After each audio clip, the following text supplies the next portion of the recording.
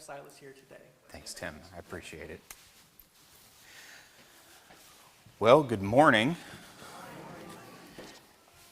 Was this the sermon you wanted me to preach, Tim?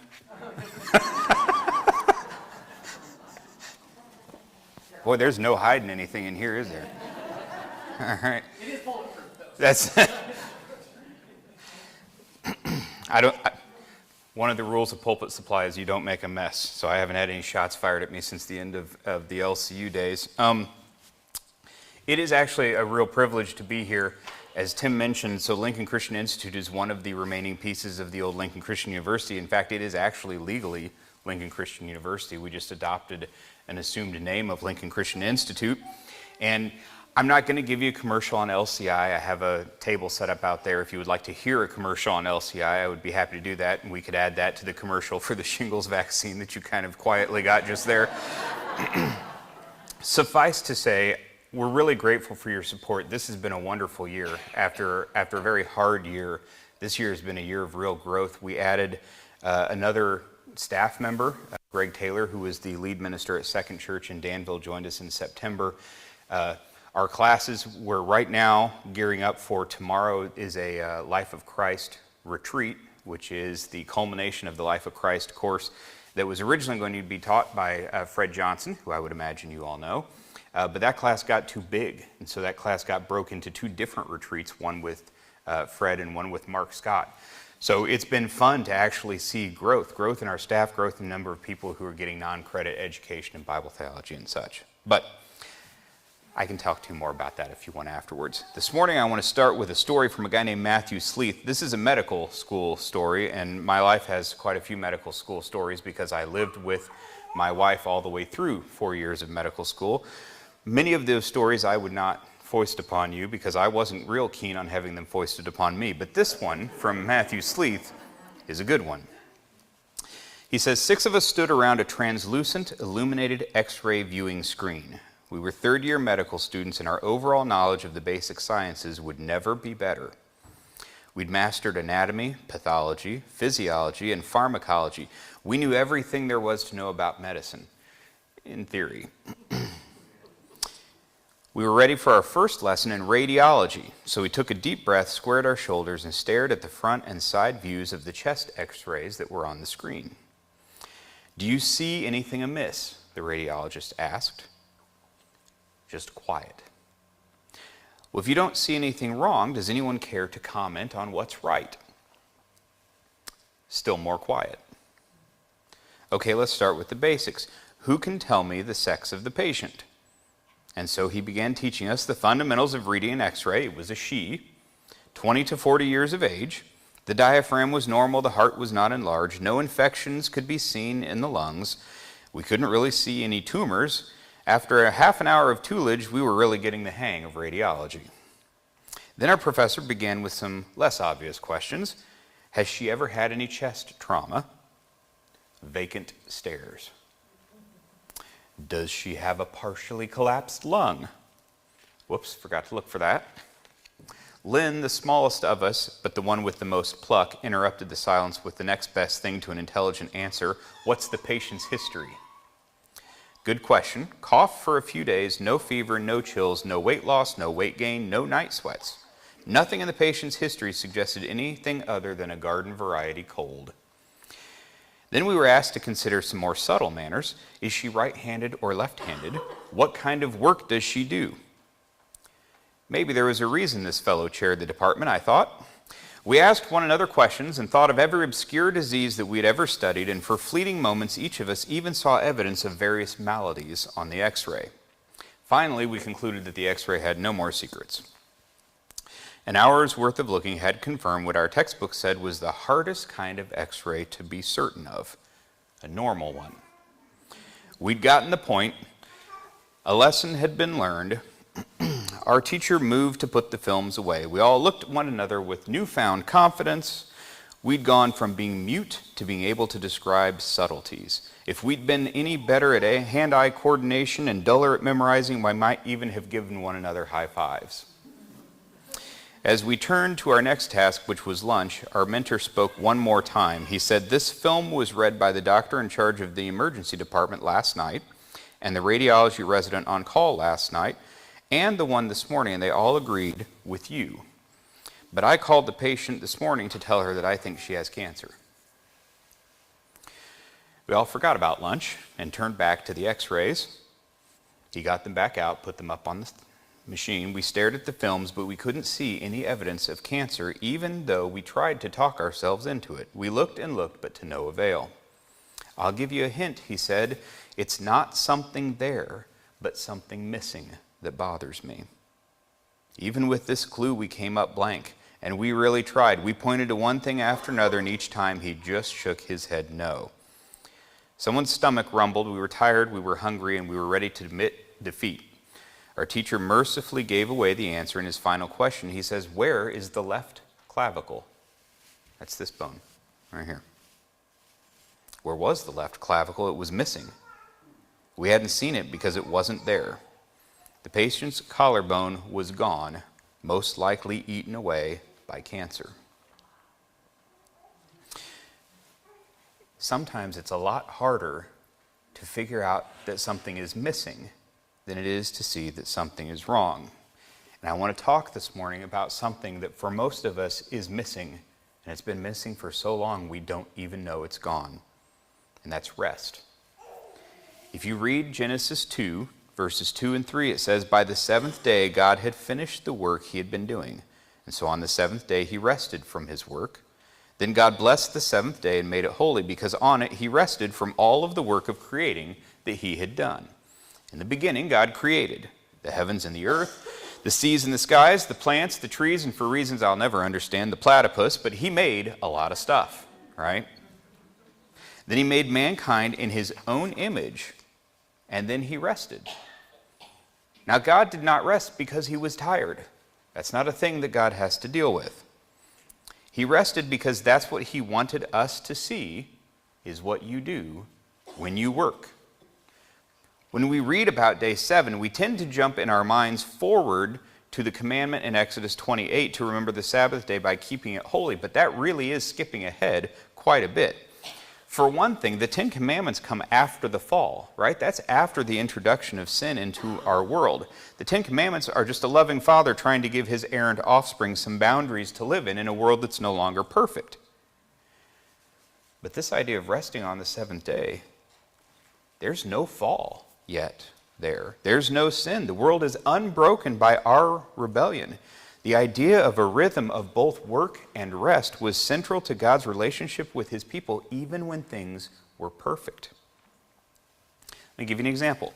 Several chapters before Moses is given the 10 Commandments, the Israelites are freed from Egypt. They're now wandering in the desert. They're told to collect all the food they need each day except on the 6th day. And on the 6th day, they're supposed to collect enough for 2 days. And the reason is because on the following day, they're supposed to rest. Okay? Now, because there's always that guy, right? We know that there were people who did try to collect on the 7th day, and they couldn't find anything. And we also know that there were people who tried to collect more than they were supposed to on the other days, and we know that it rotted. In Exodus 16:28, God responds to those guys by looking at Moses and saying, and this is where English is stupid, okay, because you hear you and you don't know if it means you, Moses, or you, Israel. This is you, plural, okay? God looks at Moses and says, "How long will you, plural, refuse to keep my commands and my instructions? Bear in mind that the Lord has given you the Sabbath. That is why on the 6th day he gives you bread for 2 days." As is often the case with the Israelites, we are often that guy. That story could just as easily be about us. All you would have to do is change the question and ask it this way. How many of us are out collecting when we should be resting? I don't know about you, but I have lived most of my life behaving as though on the 7th day God turned over responsibility for creating to me. I needed a plan for my life. I needed to know what I was going to be when I grow up. I needed a stronger commitment to actually grow up. I needed to go to college and graduate school. I needed to do something with my life that mattered. Also, at that time of my life, I really didn't have a proper frame for who that statement was referring to. The people I wanted it to matter to were probably not the right people. Now, I'm not saying that any of those things were unimportant. I suspect that God probably did want me to make some of those commitments, and I'm still working on the growing up one. What I am saying, though, is that I think I was trying to create way more than I was supposed to. And I was a little less focused on stewarding faithfully what God had given to me in life. And I figured that out. We all do, right? Because you can't live very long and not figure out that you have very, very little control over what happens around you. We can't control creation. Mankind has been doing it since the beginning, trying and failing. God didn't ask us to take up the task of creating on day 7. And while I don't think any of us would ever say that that's our responsibility, I do suspect that some of us act like it. On day 7, God rested, and he tells us to rest. And then on day 8, he turned creation over to us to steward faithfully. And what's interesting is, in fairly short order, we, humankind, weren't very faithful in stewarding it. And even then, it was still him who designed and executed the rescue plan to fix it, not us. This is a big deal. Some of you are probably aware that in other ancient cultures, they have their own account of creation, and some of them are fairly similar to what we read in Genesis. And there are some people who say, well, that's just evidence that Genesis was plagiarized from these other versions of it. Well, I would suggest, first of all, multiple similar accounts indicate that there's probably some truth to the story involved, but you want to know what the most interesting distinction, in my opinion anyway, in the Genesis account from creation from those other ancient accounts is? It's rest. God rests in Genesis, and he says to man, this is how you work, with regular periods of rest. I am giving you the gift of rest. In the other ancient cultural accounts of creation, the gods rest on the 7th day because they turn this problem over to man to take care of. It's not a gift, it's a burden. God consecrating the 7th day of creation as a day of rest to model for us that our life is rhythmic. Labor has its place. There's a fair amount of it, 6/7 precisely, and I'm glad that for the most part the grade schoolers are in the other room because they'd be back there doing this nonsense. But rest is more than a directive. It's a gift, and when we open it, we enjoy it, but we also please the giver who gave it to us. Now, unfortunately, by Jesus' day, that gift had become lost in the shuffle. I don't mean that the Sabbath was lost. That's actually the problem of our day. We don't even know it's a concept. But in Jesus' day, the problem was that it had been turned into an obligation instead of a gift. If you look at Mark chapter 2, verses 23 through 28, there's this fascinating story about Jesus taking his disciples through a grain field. Here's what it says. One Sabbath, Jesus was going through the grain fields, and as his disciples walked along, they began to pick some heads of grain. The Pharisees said to him, "Look what they are doing. It's unlawful on the Sabbath." He answered, "Have you never read what David did when he and his companions were hungry and in need? In the days of Abiathar the high priest, he entered the house of God and ate the consecrated bread, which is lawful only for priests to eat. And he also gave some to his companions. Then he said to them, the Sabbath was made for man, not man for the Sabbath. So the Son of Man is Lord even of the Sabbath." For a host of reasons, this is a challenging passage for us today because there are a lot of it that's not very familiar to us. So let me give you an overview of what's happening. First of all, Jesus and disciples are walking through a field. Okay, I probably don't have to say this, but they don't have a clubhouse. Their ministry is an itinerant one. They go from one place to another. Jesus preaches to those who will listen. He heals those who are sick, but they don't have much in the way of a home base, right? So on this particular day, they wander through a grain field, and as they do, some of his disciples begin picking the heads off of the grain. Now, whether they're bored, whether they're snacking, whether they're genuinely hungry, who knows?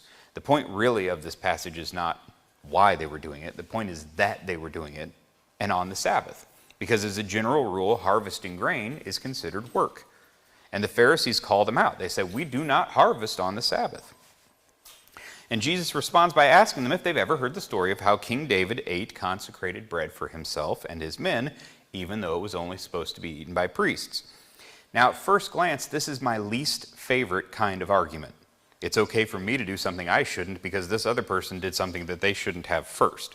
You shouldn't accept that from your congressman, your president, your 12-year-old, your preacher. It's not, okay, that's not how we do things. We do the right thing, whether the person in front of us did or not. So if that's not going on here, what is? Well, in 1 Samuel chapter 21, which is where this story is originally found, David has fled from King Saul, who is quite unjustly trying to kill him. He goes to a priest and asks for bread, but the only bread that they have is the bread that's been consecrated, and that's only supposed to be eaten by the priests. And David takes it anyway. Now, for some, this wouldn't seem like a very good comparison, right? It must be a good comparison because Jesus is the one doing it, but you wouldn't think that it would, because a hungry David on the run from a murderous Saul hardly seems like a bored Simon Peter leisurely pulling the head off a stalk of grain. So I don't think the issue here is that there was the same kind of level of need in Jesus' disciples as David had. Throughout his ministry, Jesus tries and almost always fails to get the Pharisees to see the purpose behind the rules. Should David have eaten the consecrated bread? I'm thinking probably not. But I'll also tell you that if you read that story, Jesus left out part where he actually lies to the priest about the bread. But God doesn't condemn David. The consecrated bread was baked fresh each week and presented to God in recognition of his provision for his people. And then after a week, it was removed and given to the priests, whose duties kept them from getting their food another way, right? They're priests, so they're not hunters, they're not farmers, they're not gatherers. This is how they get their food. Their need for this week's bread was not so great that David suffered retribution for taking it, which is to say, I actually don't think that Jesus' point is that his disciples should have been picking the grain. I wouldn't be remotely surprised if he half rolled his eyes and thought, I can't take these guys anywhere. I think the real key is the last line of this passage where he says that David took the bread and God, as the only real judge, chose not to condemn him. Perhaps he shouldn't, but God didn't condemn him for it. Jesus, knowing that the purpose of the Sabbath is that it is a gift of rest, says, I'm choosing not to condemn these guys for picking the heads off of this grain. See, hundreds of years of tradition had built up around the law, and in many cases the purpose was just gone. Oftentimes, like the Sabbath, it had become too strict. Like when Jesus is accused of breaking the Sabbath by healing people, or his disciples are accused of breaking the Sabbath by picking these heads off the grain. Sometimes it had also become too accommodating. Jesus takes them to task for making it way too easy for a man to divorce a woman in another passage. So here, Jesus' response to this controversy is twofold. Number one, the Sabbath is a gift, not a burden. And number two, I should know, because I'm Lord of the Sabbath. In our time, we have also lost or muddied the Sabbath, just in a different way. Some of us are legalists, and we want to work for Chick-fil-A because they don't work on Sundays, and we want to go back to an era where there are no volleyball tournaments on Sunday, and the stores aren't open on Sunday evening, all that. And I would love that, but the truth is, our culture has changed, and I don't think being reactionary to that is probably going to help anything. And here's the other thing. It's a gift, not a burden. Now, other of us, probably more of us, have done the opposite thing, which is we have become inadvertent idolaters. We've given up any manner of rest at all, and we've replaced it with work, the pursuit of money, the pursuit of comfort, sports, community action, you name it. Jesus had probably more opportunities to declare that the Sabbath is a mandate than almost anything he taught about in the New Testament, and he didn't do it. So you can work on Sunday. You can work 8 days in a row. But while Jesus never mandated the Sabbath, he still had something to say about finding a rhythm in life that included rest. Which leads to the question that should be at least inferred in every sermon, what do we do about it? If you look at Matthew chapter 11, verses 27 through 30, Jesus says, all things have been committed to me by my Father. No one knows the Son except the Father, and no one knows the Father except the Son, and those to whom the Son chooses to reveal him. Come to me, all you who are weary and burdened, I will give you rest. Take my yoke upon you and learn from me, for I am gentle and humble in heart, and you will find rest for your souls. For my yoke is easy and my burden is light. I want to point out a couple of key components in this passage. The first is a very simple one. This is an invitation to rest. It's not a mandate. He wants to help us. He can help us. He will help us, but only if we respond to his invitation. I would guess that most of us probably have pretty easily identifiable hang-ups that make rest a challenge. It's work, it's a relationship, it's a volunteer role, and most of us justify because we think it will eventually get better or something will change, and then we will be free to be different. But I would suggest to you that's probably an illusion. You might think, for example, someday you will have enough time and money and you will retire and live on a beach in Florida, and then you will rest. Well, you might find out, though, is that buying a house that you can't insure isn't as restful as you thought. You might think that someday your kids will be out of the house, then you will have more time to do certain things that you wanted to, that you needed to, then you'll find rest. But what you'll probably find is that your kids also aren't very good at rest, and instead you will become an Uber driver who is paid with sticky things in the door pocket. Jesus does not offer us this freedom to do whatever we want in the future. He offers us rest now. And he uses the language of a yoke, which is fascinating. In the ancient world, there are two kinds of yokes, right? One is for animals. You see two oxen with a yoke on them. The other is for humans, right? You'd see people with this yoke on them that allows them to carry like 4 buckets of water. You notice in both of those examples, there's still a yoke. Jesus offers a yoke. It didn't eliminate labor. It makes labor easier. Jesus says here, I know you're laboring, but take the yoke you have created for yourself off and put on the one I've created for you. Most of us are preoccupied by something. Oftentimes it is a yoke that we wear, and sometimes it becomes our idol. And when it does, we run the risk of becoming disciples of it rather than Jesus. Jesus offers us rest. C.S. Lewis in Mere Christianity actually went a step further and said, Jesus is rest, the only rest you can ever truly find. He said this, now the whole offer which Christianity makes is this, that we can, if we let God have his way, come to share in the life of Christ. If we do, we shall be sharing a life which was begotten, not made, which always existed and will always exist. So how do we even begin to detox our utterly restless lives? This might be the dumbest thing you've ever heard in a sermon, but here it goes. I'm going to suggest that there are 4 words from the great philosopher Vanilla Ice that will actually help you find rest. They're stop, collaborate, and listen. Stop. I mean stop. Put the phone down. Take a nap. Ride your bike. Read Calvin and Hobbes. The art of doing nothing is brutal at first. You will say that you have too much time to stop and read a comic strip. You are wrong. You need it, and the odds are the people around you need it too. Collaborate. While stopping alone is a good start, you actually need to accept Jesus' invitation. So at some point, you're going to need to give him some opportunities to speak to you. Read a psalm. Read the Lord's Prayer.